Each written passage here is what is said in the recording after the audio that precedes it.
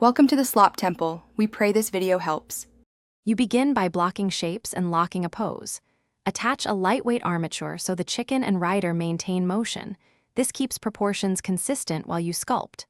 Once the armature is stable, carve basic volumes: cube for the torso, sphere for the head, and cylinders for legs and neck, so you have readable silhouettes.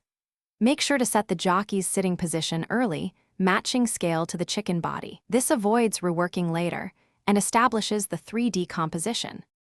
Now refine anatomy and define character details. Sculpt feather planes and wing joints so the chicken reads as avian from every angle. Emphasize the beak's edge and the tail's mass for balance. For the jockey, model the pelvis to thigh contact and tilt the torso so the weight feels planted. This explains how the rider sits. Add clothing blocks like a helmet and simple armor plates, then blend seams where fabric meets feathers, while keeping select hard edges crisp to preserve form language. Finish by layering surface detail and prepping the model for presentation. Sculpt fine feathers, skin folds under the beak, and small armor scratches to sell realism.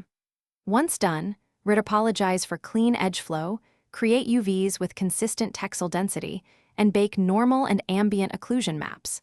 Make test renders with a clay pass and a lit pass to verify silhouettes. If you see poking geometry or texture seams, recheck vertex weighting and UV islands. Those fixes solve most final issues. Thanks for watching. Consider subscribing if we helped you.